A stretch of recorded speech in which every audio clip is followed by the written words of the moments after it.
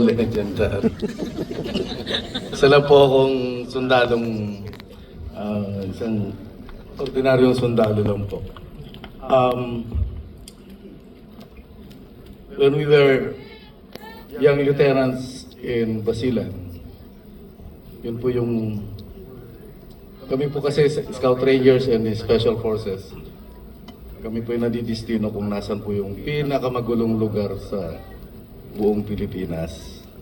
So, yun pong dahilan bakit at a very young age also as a lieutenant, napahiwalay po ako sa aking pamilya, nagkalayo physically. Magulong-magulo ang Basilan that time. At laging nasasabi namin pag kami nagkukwentuhang magmimista, ang pagkakaroon ng kapayapaan sa lugar na ito ay isang himala. At ito po, isa po talagang naging himala. Just recently, galing po ako ng Basilan. Pinasyalan ko po yung mga lugar kung dati ako ay nag-serve.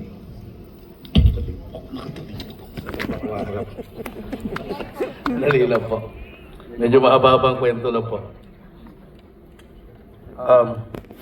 Excuse me po.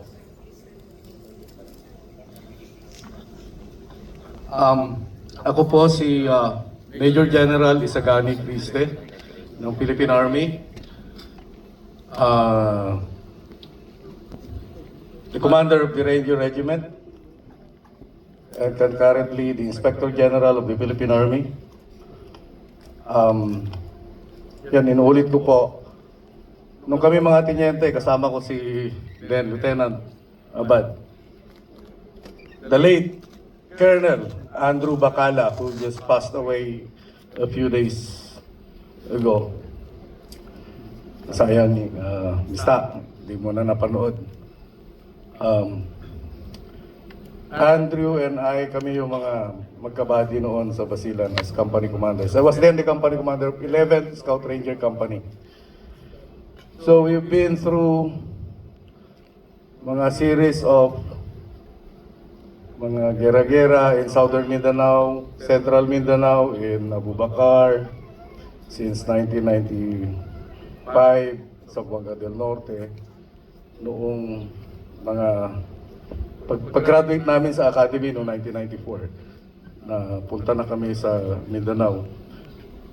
And then Basilan, yun talaga yung yun talaga yung nagbabagang lupa. Mga panahon na yun.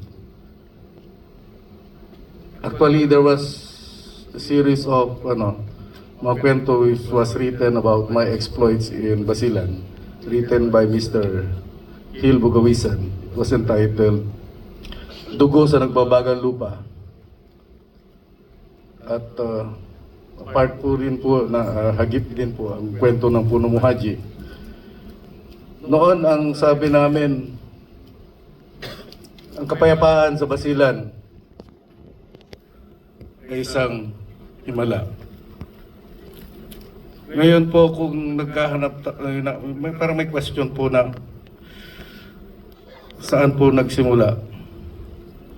Paano po na-attain ang kapayapaan? Ito po ay naitanim about 25 years ago. Okay. At nung nagbalik ako doon,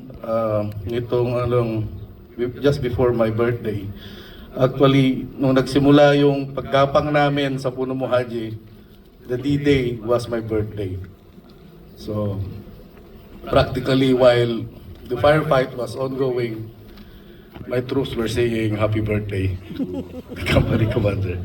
And I was not spending my birthday with my family. I was spending it with my troops while habang umuulan po ng bala, habang nagbabaga ang lupa at habang nadidiligan ng dugo ng Kristiyano at Muslim ang dugo ng ang lupa ng Basilan.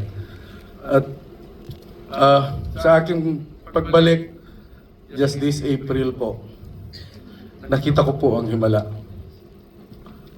doon ko na-witness, ngayon nakita ko for myself na yung mga lugar na dati hindi mapasyalan, hindi namin mapuntahan nang hindi kami napapalaban. We were practically walking around Basilan. Maabot kami na hanggang Ungkayapukan, Sumisip, Maluso, namamasyal.